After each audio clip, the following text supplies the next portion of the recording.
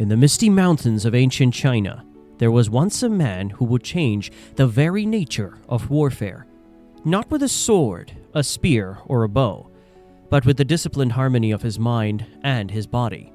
His legacy would ripple through centuries, shaping both legend and reality. You've heard of Shaolin monks, warriors in flowing robes capable of impossible feats. But do you know the story of the very first one? The man whose journey carried ideas across continents, planting the seed for one of the most influential martial arts traditions in history. This is the origin of Shaolin Kung Fu, and it begins not in China, but far to the west, in ancient India. According to legend and early Chinese chronicles, sometime during the 5th or 6th century CE, a man named Bodhidharma, an Indian prince turned monk, set out on a mission. He was not simply a religious wanderer. He was a storm wrapped in humble robes, a figure whose presence was both commanding and unsettling. His goal? To spread the teachings of Dhyana Buddhism, known in China as Chan, and in Japan later as Zen. But Bodhidharma's journey was more than spiritual. It was transformational. Historians debate the details of his route, but it's believed he traveled either by sea from South India to Guangzhou or overland through Central Asia. What is undisputed is his destination, the Shaolin Temple, located in the shadowy cradle of the Song Mountains in Henan province. When Bodhidharma arrived, he found the monks devoted to their meditation practices, but physically weak. Long hours of static sitting left their bodies deteriorated. Some stories even suggest that the monks would fall asleep or collapse during meditation. In Bodhidharma's eyes, this was a disconnect, a fundamental flaw in the path to enlightenment. The body, he believed, was not separate from the spirit. It was its vehicle. From meditation to motion, Bodhidharma understood that the path to awakening demanded a strong vessel, drawing from Indian yogic postures, breath control, pranayam, and perhaps even kalaripayattu, an ancient Indian martial art that predates him. He began developing a physical discipline to complement spiritual practice. He watched the animals that roamed the forests and mountains, the coiled readiness of a snake, the balanced stiffness of a crane, the explosive strength of a tiger. Inspired by these creatures, he designed exercises that mimicked their movements, fluid, coiled, sudden. These weren't just stretches.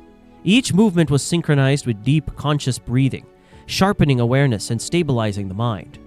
Over time, Bodhidharma introduced a new set of teachings and exercises collectively known today as the Yi Jin Jing, Muscle Tendon Change Classic, and possibly the Shi Sui Jing, Marrow Washing Classic, although their authorship remains debated.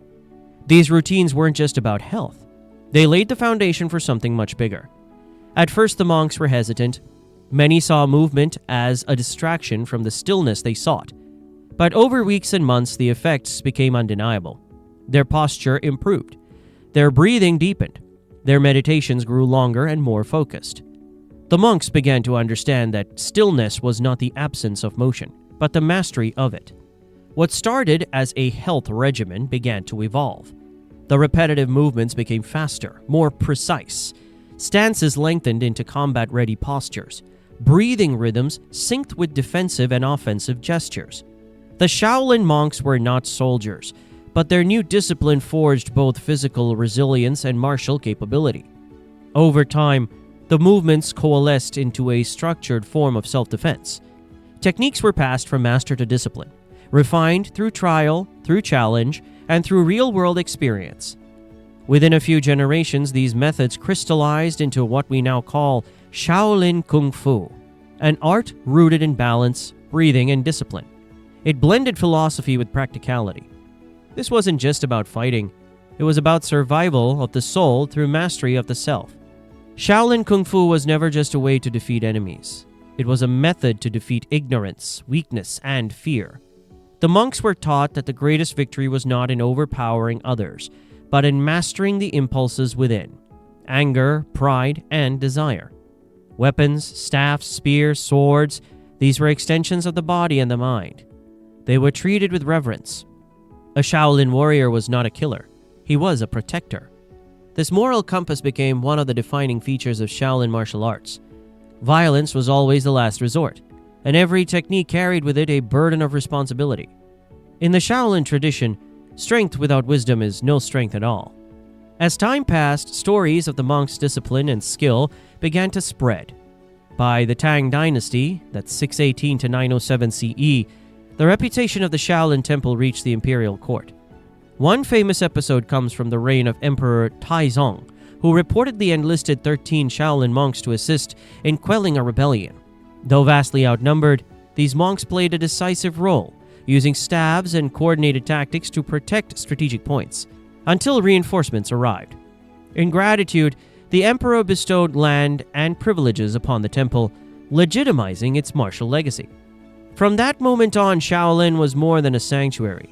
It was a symbol, a monastery where spirit and strength walked hand in hand. During the Song Dynasty, the Shaolin style diversified further, incorporating weapons, training, horse riding techniques, and even acrobatics. Traveling monks encountered other martial traditions, absorbing and adapting techniques to enrich their own. The Shaolin tradition was tested not only in service of emperors, but also in defending the temple itself. Throughout Chinese history, the Shaolin Temple endured multiple attacks, from warlords, rebels, and even rival sects. In the 17th century, during the fall of the Ming Dynasty, the monks again took up arms, resisting invading Manchu forces loyal to the Qing Dynasty. Some accounts claim that Shaolin warriors led underground resistance movements, training rebels in secret. The temple was burned more than once, including a devastating assault in 1928 by warlord Shi Yosan, whose artillery destroyed much of the structure and ancient archives. Yet even through destruction, the tradition lived on, carried by surviving monks who took refuge elsewhere, spreading Shaolin Kung Fu throughout China and beyond. As Shaolin monks gained fame, stories about them began to stretch into legend. Over the centuries, oral traditions, operas, and later films mythologized the monks into supernatural figures.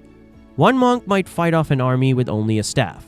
Another might meditate for 9 years motionless in a cave, a legend often attributed to Bodhidharma himself. Some tales claimed the monks could leap over walls, walk on water, or survive without food for weeks. While clearly exaggerated, these stories weren't born from nothing. Real Shaolin training is intense and lifelong. Monks condition their bodies through rigorous drills, often training from before dawn until late at night. They develop callous fists, iron-hard limbs, and astonishing control over their breath and energy called qi. Scientific studies of modern Shaolin monks have shown remarkable physical feats, enduring extreme temperatures, breaking stone slabs with bare hands, or balancing on single points of contact. These abilities are not magic. They are the result of absolute discipline. Today, the Shaolin Temple has become both a spiritual center and a global symbol. Tourism flocks to Henan to witness performances by warrior monks, and thousands of students train in satellite schools around the world. But beneath the flashy performances lies a deeper current, the true teaching of Bodhidharma. For every student chasing acrobatic kicks, there is another pursuing stillness, mindfulness, and internal strength. This duality, motion and meditation, is the heart of Shaolin. Modern Shaolin monks continue to preserve ancient texts, chant sutras, and train in martial arts. They've even embraced technology using social media to reach young generations with messages of peace and perseverance. And while some commend the commercialization of Shaolin, others see it as evolution, the continuation of a tradition that has always adapted to the times. From one wandering monk came a ripple that has echoed across 15 centuries, not through the invention of a weapon, but through the uniting of mind, body, and soul. Shaolin Kung Fu was not conceived in a war council or forged on a battlefield. It was born in stillness, nurtured in discipline, and carried forward by those who understood that the greatest battles are fought within. Because sometimes the most powerful revolutions begin in silence, and when that silence finally breaks, it echoes across mountains, across empires, across history. History never dies, it just echoes.